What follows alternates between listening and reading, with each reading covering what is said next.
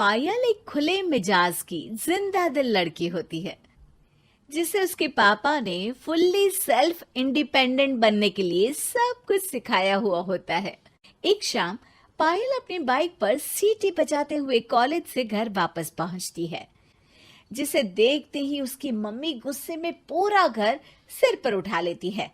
आ गई महारानी, बहुत बोलते थे मैं अपनी बेटी को सब कुछ सिखाकर दुनिया में मजबूती से खड़े रहना सिखाऊंगा, साथ में बेटी को लफंडर बनना भी सिखा दिया, ये नहीं बताया। क्या हुआ? आज ये कुकर इतनी सीटियां क्यों मार रहा है? सीटी? सारी फसाद की जड़ तेरी वो बाइक और सीटी है, उन्हीं से लड़के छेड़ती है ना तू। हाँ, ये तो गलत है, मुझे बताए बिना ही लड़का छेड़ दिया।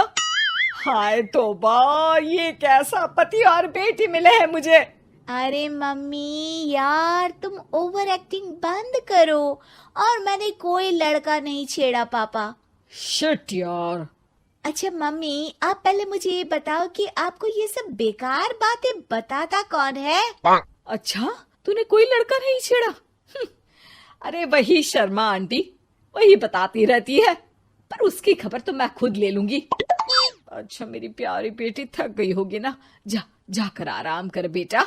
अचानक मम्मी को गर्म से नरम होते देख के पायल और उसके पापा कंफ्यूजन में एक दूसरे को देखने लगते हैं। आंखों से कुछ इशारे होते हैं और पायल वहां से चुपचाप चली जाती है। जिसके बाद रात को घर में सबके सोने के बाद दोनों पापा बेटी छत पर मिलते हैं। क्या खबर लाए हो? अरे तुम्हारी मम्मी तो हमसे भी तेज निकली, कोई खबर नहीं मिली। क्या यार पापा, पता नहीं अब मेरी मदर इंडिया कौन सा बम फोड़ेंगी। इसी के साथ दोनों अपने कमरे में वापस जाकर सो जाते हैं। अगली सुबह पायल जैसे ही कॉलेज जाने के लिए तैयार होकर कमरे से बाहर निकलती है तो उसकी मम्मी उसे लड़के वालों के सामने ले जाकर खड़ा कर देती है। जी, ये है मेरी बेटी पायल, थोड़ी चंचल है लेकिन बहुत नेक दिल और होशियार है। देखते ही देखते कुछ घंटों में पायल और शुभम का रिश्ता पक्का हो जाता है, जिसके कुछ दिनों बाद पायल शादी कर अपने ससुराल पहुंच जाती है। सोचा था मम्मी कोई बम फोड़ेंगी, पर उन्होंने तो सीधा मुझे उम्र कैद की सजा ही दे दी। बहू, अब उम्र कैद समझो या बम, रहना तो यही है, निभाना यही है, इसलिए छिछोरी हरकतें बंद करनी होगी। है? ये आप क्या बात कर रही हो? मैंने क्या किया? इतने मासूम ना बनो, मुझे तुम्हारे कारनामों के बारे में सब अच्छे से पता है।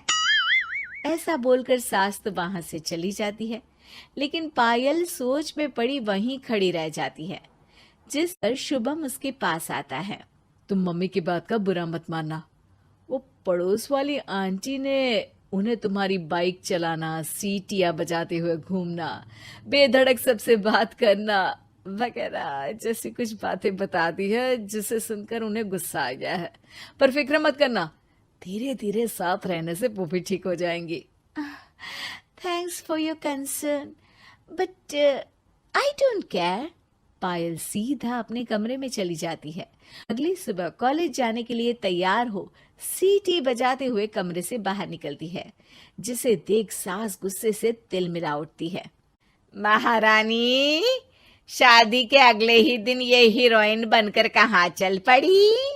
और ये लफंगों की तरह सीटियां बजाना बंद करो, ये हमारा घर है, कोई सड़क नहीं जहाँ तुम आवारागर्दी करती घूमो। मम्मी जी, सीटी बजाने और कंफर्टेबल कपड़े पहनने से लोग कब से आवारा बनने लगे? इसी के साथ सास बहू का युद्ध शुरू होने ही वाला होता है कि शुभम वहां पहुंच जाता है। माँ, उसका कॉलेज है इसलिए ऐसे तैयार हुई है। और पायल, तुम भी माँ को समझने की थोड़ी कोशिश करो ना प्लीज। सिचुएशन संभालकर शुभम और पायल घर से निकल जाते हैं।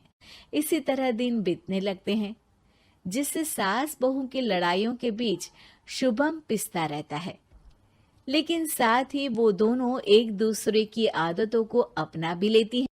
पर पायल का सीटी बजाना सास को आज भी नागवारा ही होता है। आसमान गिर जाएगा, धरती फट जाएगी, पर इसकी सीटी ना जी ना, कभी बंद नहीं होगी। अरे मम्मी जी, जब आप मेरे कुछ बोले बिना सीटी से ही समझ जाती हो कि मैं क्या बोल रही हूँ, फिर इसे बदलने की क्या जरूरत? यही तो हमारी यूनिकनेस है। पायल की बात से ज्यादा सहमत ना होते हुए भी सास हंस पड़ती है। उसी शाम पूरा परिवार घूमने जाने का प्लान बनाकर घर से निकल जाता है और उनके जाते ही घर में चोर घुस आते हैं और तभी वो सब भी दोबारा घर के अंदर आते हैं बाहर से। क्या यार पायल, एक शाम भी फोन के बिना नहीं रह सकती थी क्या? घर में ही तो फोन है, कहाँ चला जाता? अब जल्दी अंदर जाकर अपना फोन लाओ, मम्मी और मैं यहीं बाहर वेट करते हैं। ज्यादा बोल रहे हो, देखो अब और धीरे काम करूंगी। ऐसा बोलकर पायल घर के अंदर जाती है और बहुत देर तक बाहर निकल कर नहीं आती। अरे ये तो सच में जानबूझकर लेट करने लगी। चल कर देखते हैं ना।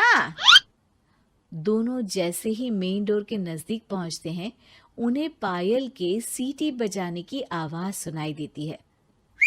हमें लेट करके खुद मजे से बैठी सीटियां बजा रही है। अरे गधे, ये मजा नहीं सजा है, जल्दी से पुलिस को फोन कर। माँ की बातों से कंफ्यूज्ड शुभम उसे देखता ही रहता है। सास खुद ही पुलिस को फोन कर देती है। कुछ देर बाद वो दोनों पुलिस के साथ घर के अंदर जाते हैं तो पायल एक कुर्सी पर बंधी होती है और सास को देखते ही दोबारा सीटी बजाने लगती है। सीटियों की दुकान फिर से शुरू हो गई तू? और क्या इन सबको कह रही है कि चोरा है चोरा है? तुझे कैद किया है, थोड़ा तो तरस खाकर डर हमसे। और प्यार से क्या बोल रहा है इससे? अरे इसके सर पर बंदूक लगा, ठोक दे इसको। अरे चल झूठे, तेरे पास तो हथियार है ही नहीं। सास की बात सुन वहां मौजूद सारे इंसान हैरान रह जाते हैं और पुलिस तुरंत उन चोरों को अरेस्ट कर लेती है। आपको कैसे पता कि इनके पास हथियार नहीं है? अरे सीटी नहीं तो बताया।